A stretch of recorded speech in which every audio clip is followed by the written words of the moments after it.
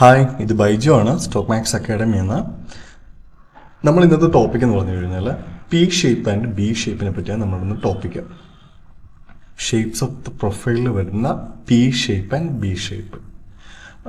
ഒരു പ്രൊഫൈലിൻ്റെ shape understanding right വേയിൽ നമ്മൾ ചെയ്യുകയാണെങ്കിൽ നമ്മുടെ അനാലിസിസിൻ്റെ അകത്ത് ഇന്ന് ബയറിൻ്റെ പ്രസൻസ് വന്നോ, അത് ഷോർട്ട് കവറിങ് ആണോ വന്നിരിക്കുന്നത്, ഇന്ന് സെല്ലറിൻ്റെ പ്രസൻസ് വന്നോ, അത് ലോങ് ലിക്വിഡിറ്റി ആണോ വന്നിരിക്കുന്നത്, ഇങ്ങനെയുള്ള ഇൻഫർമേഷൻസ് അണ്ടർസ്റ്റാൻഡ് ചെയ്യാനായിട്ട് സാധിക്കും.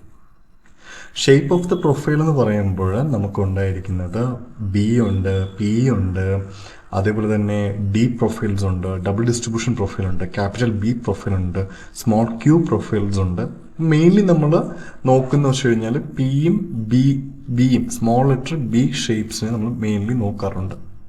അപ്പോൾ ഈ രണ്ട് പ്രൊഫൈൽസ് നമ്മൾ നോക്കുന്ന ടൈമിൽ പി പ്രൊഫൈല് മറ്റൊരു പേരിൽ അറിയപ്പെടുന്നത് ഷോർട്ട് കവറിംഗ് പ്രൊഫൈൽ എന്നാണ് അറിയപ്പെടുന്നത്. പി പ്രൊഫൈല് മറ്റൊരു പേരിൽ അറിയപ്പെടുന്നത് ഷോർട്ട് കവറിംഗ് പ്രൊഫൈൽ എന്നും, ബി പ്രൊഫൈല് അറിയപ്പെടുന്നത് ലോങ് ലിക്വിഡിറ്റി പ്രൊഫൈൽ എന്നും അറിയപ്പെടും. അത് എന്തുകൊണ്ടാണെന്ന് നമുക്ക് നോക്കാം. ഇപ്പോൾ നമുക്ക് ട്രെൻഡ് ഉണ്ടെന്ന് വിചാരിക്കുക. ഞാൻ ബയർ സൈഡിലേക്കുള്ള സെല്ലർ സൈഡിലേക്കുള്ള ട്രെൻഡ് ഞാൻ ഒന്ന് എടുക്കുക. സെല്ലർ സൈഡിലേക്കുള്ള ട്രെൻഡ് മാർക്കറ്റിൽ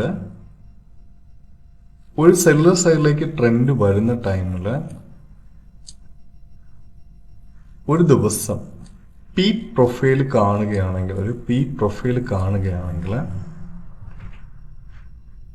ഈ പി പ്രൊഫൈൽ എന്താണെന്ന് കൂടെ ഒന്ന് പറയാം. അതിനുശേഷം ഇതിനുള്ള ഈ പറയുന്ന കാര്യം ഞാൻ കണ്ടിന്യൂ ചെയ്യാം. പി പ്രൊഫൈൽ വേറൊന്നുമില്ല, ഒരു ടെയിൽ ഉണ്ടാകുകയും അത് കഴിഞ്ഞ ശേഷം ഒരു ബാലൻസ്ഡ് ആയിട്ടുള്ള ഒരു ഏരിയയും വന്നു കഴിഞ്ഞാൽ ഇറ്റ്സ് കാൾഡ് പി പ്രൊഫൈൽ.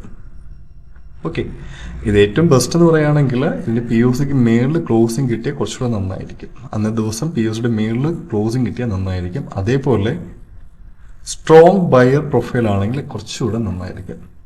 ഏത് പ്രൊഫൈലാണ്? സ്ട്രോങ് ബയർ പ്രൊഫൈലാണ് എന്നുണ്ടെങ്കിൽ കുറച്ചുകൂടെ നന്നായിരിക്കും. ഇതാ. അപ്പോൾ ഈ ഒരു കണ്ടീഷനിൽ നിങ്ങൾക്കൊരു ഷേപ്പ് ഓഫ് പ്രൊഫൈൽ കാണുകയാണ്, ഒരു പി പ്രൊഫൈൽ കാണുകയാണെങ്കിൽ ഇവിടെ എക്സാമ്പിളായിട്ട് ഇവിടെ നമുക്ക് നോക്കാം. ഈ ഒരു രീതിയിൽ ഒരു പി പ്രൊഫൈൽ ഇവിടെ കാണാൻ പറ്റുന്നുണ്ട്. ഇങ്ങനെ പി പ്രൊഫൈൽ നിങ്ങൾക്ക് കാണാൻ സാധിക്കുകയാണെങ്കിൽ അത് പ്രത്യേകം ശ്രദ്ധിക്കേണ്ടത് ഇത് എവിടെ വരുന്നു എന്നുള്ളത് ശ്രദ്ധിക്കാം. ഒരു 7ഓളം conditions place of the shape of ഏത് പ്ലേസിലാണ് ഷേപ്പ് വരുന്നതനുസരിച്ചിട്ട് മാറുന്നുണ്ട്. അതിലൊരു കണ്ടീഷൻസാണ് നമ്മൾ അല്ലെങ്കിൽ ഐഡിയലായിട്ട് നമ്മൾ ഫോളോ അപ്പ് ചെയ്യുന്ന കാര്യം ഞാനിവിടെ പറയുന്നത്. ഇപ്പോൾ ഒരു പി ഷേപ്പ് വന്നു കരുതിക്കോളൂ. എവിടെ വരുന്നെന്ന് കരുതണം, ഒരു ട്രെൻഡ് എന്ന് പറയുന്നത് ഡൗൺ സൈഡിലേക്ക് ഇരിക്കുന്നത്, നമ്മളിവിടെ വരയ്ക്കുന്നത് നോക്കാം. ഈ ഡൗൺ സൈഡിലേക്ക് ഇരിക്കുന്നിടത്ത് ഒരു പി ഷേപ്പ് വന്ന് വിചാരിക്കാം. ഇവിടെ നിങ്ങൾ അണ്ടർസ്റ്റാൻഡ് ചെയ്യുന്ന കുറച്ച് കാര്യങ്ങളുണ്ട്. ഫസ്റ്റ് അണ്ടർസ്റ്റാൻഡ് ചെയ്യേണ്ടത് അന്നേ ദിവസം ഷോർട്ട് കവറിംഗ് നടന്നു എന്ന് അണ്ടർസ്റ്റാൻഡ് ചെയ്യുക. അന്നേ ദിവസം ഒരു ഷോർട്ട് കവറിംഗ് നടന്നു എന്ന് അണ്ടർസ്റ്റാൻഡ് ചെയ്യുക.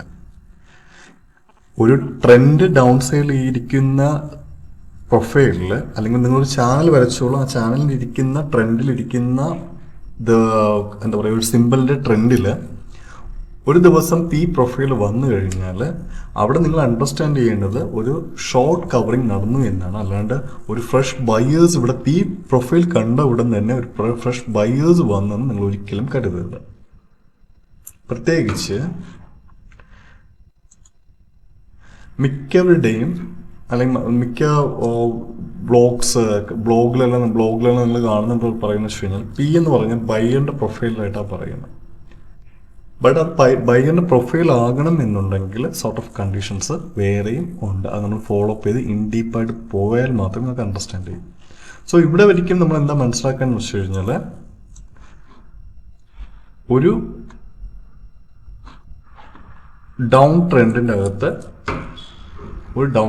അകത്ത് ഒരു പി വന്നു കഴിഞ്ഞാൽ, ഒരു പി പ്രൊഫൈൽ വന്നു കഴിഞ്ഞാൽ ഇതൊരു ഷോർട്ട് കവറിംഗ് പ്രൊഫൈൽ എന്ന് അണ്ടർസ്റ്റാൻഡ് ചെയ്യുക. ഓക്കെ. സോ ഇങ്ങനെ വരുന്ന ഒരു ഷോർട്ടിനെ കവർ ചെയ്യുമ്പോഴും ഈ ഒരു ഷേപ്പ് വരുന്നത് കൊണ്ടാണ് ഇതിനെ ഷോർട്ട് കവറിങ് പ്രൊഫൈൽ എന്ന് കോമൺലി ഇതിനെ വിളിക്കുന്നത്. ഓക്കെ. സോ അതേപോലെ തന്നെ അടുത്തൊന്നും മനസ്സിലാക്കേണ്ട കാര്യം എന്ന് വെച്ച് കഴിഞ്ഞാൽ, ഇങ്ങനൊരു പി പ്രൊഫൈൽ നിങ്ങൾക്ക് വന്നു കഴിഞ്ഞാൽ, ഇങ്ങനൊരു പി പ്രൊഫൈൽ വന്നോളൂ, സോർട്ട് ഓഫ് കണ്ടീഷൻസ് ഓക്കെ ആണ് എന്നുണ്ടെങ്കിൽ ഈ ഏരിയക്ക് താഴെ എഗെയിൻ ഒരു ഡേ ക്ലോസിംഗ് വരുന്നത് വരയ്ക്കും, ഈ ഡേക്ക് താഴെ ഒരു ഡേ ക്ലോസിംഗ് വരുന്നത് വരയ്ക്കും ഈ ടെയിലായിരിക്കും നിങ്ങളുടെ ഏറ്റവും നല്ല സപ്പോർട്ട് ഏരിയ ആയിട്ട് ആക്ട് ചെയ്യുക. ഈ ടെയിലായിരിക്കും നിങ്ങളുടെ ഏറ്റവും നല്ല സപ്പോർട്ട് ഏരിയ ആയിട്ട് ആക്ട് ചെയ്യുക. സോ അങ്ങനെ വരുന്ന ടൈമിൽ നമുക്ക് ഒരു അണ്ടർസ്റ്റാൻഡിങ് എടുക്കാൻ പറ്റും, ഒരു ഷോർട്ട് കവറിങ് നടന്നു കഴിഞ്ഞാൽ ഫ്രഷ് ബയേഴ്സ് വരാനുള്ള ചാൻസസ് ഉണ്ട്. ഈ ഒരു ഏരിയ നമുക്ക് എസ് എൽ കീപ്പ് ചെയ്തിട്ട് ഒരു ലോങ് വ്യൂ നമുക്ക് ഇവിടുന്ന് എടുക്കാനായിട്ട് സാധിക്കും. ഒരു ലോങ് സൈഡിലേക്ക് ഒരു അല്ലെങ്കിൽ ഒരു ക്രൈറ്റീരിയാസ് അല്ലെങ്കിൽ അടുത്ത് ഇൻബാലൻസ് ഏരിയസിലേക്ക് മാർക്കറ്റ് മൂവ് ചെയ്യാൻ ചാൻസ് ഉണ്ട് എന്നുള്ള ഒരു എന്താ പറയുക ഒരു വ്യൂ പി പ്രൊഫൈൽസ് വന്നു കഴിഞ്ഞാൽ നിങ്ങൾക്ക് എടുക്കാനായിട്ട് സാധിക്കും. ബട്ട് കണ്ടീഷൻ എപ്പോഴും നോക്കുക, ഒരു ഡൗൺ ട്രെൻഡിൻ്റെ അകത്ത് ഒരു ലക്ഷണമൊക്കെ നല്ലൊരു പി വരണം. ആ പിക്ക് POC മുകളിൽ ക്ലോസിംഗ് ഉണ്ടായിരിക്കണം. നല്ലൊരു സ്ട്രോങ് ബൈങ് ടെയിലൂടെയാണ് എന്നുണ്ടെങ്കിൽ കുറച്ചുകൂടെ നന്നായിരുന്നു.